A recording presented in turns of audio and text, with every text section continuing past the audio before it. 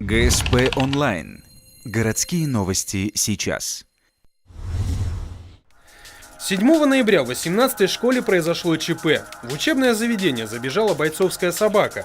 Она решила поиграть с детьми, но в итоге дело кончилось разорванной курткой и укусом. Узнав о случившемся, родители обратились в полицию. Свидетелем того, как детей расспрашивали о ситуации, стал один из ухтинцев. Я видел, скажем, эти порванные куртки, видел куртки, на которых следы собачьих лап, понимаете. Я видел этих детей, которые были покусаны, понимаете. То есть я хочу спросить, а что же еще должно произойти, чтобы вот это элементарно как бы педагоги отвечали за то, что происходит вот на территории школы? Как пояснил нам полицейский, в участок которого входит 18-я школа, пострадавшие действительно есть, однако все не так страшно.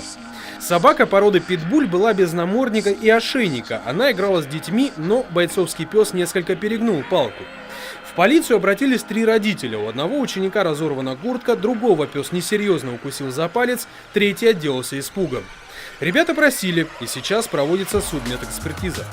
Сейчас проводится проверка, установлен хозяин собаки. При установлении хозяина собаки, если она является не бездомной, данный владелец будет привлечен к административной ответственности за нарушение выгула собак. Соответственно, без намордника и без ошейника. В школе нам рассказали детали истории. В пятницу примерно в 11 дня пес забежал в фойе. По виду кобель-одногодка, чистый и сытый, домашний. Директор быстро вывел его на улицу и привязал к перилам, но собака вырвалась. На улице, в границах территории школы, она играла с детьми, но напугала ребят, а потом исчезла. Чтобы предотвратить подобные ЧП на будущее, в школе готовится ввести новую ставку. На сегодняшний момент вводится ставка у нас непосредственно вахтера, то есть человека, который будет отвечать за пропускной режим, ну и в случае таких вот повторения таких чрезвычайных ситуаций, соответственно, реагировать. Мы будем подбирать человека, который работал в каких-то силовых структурах, который сможет принять какие-то адекватные действия.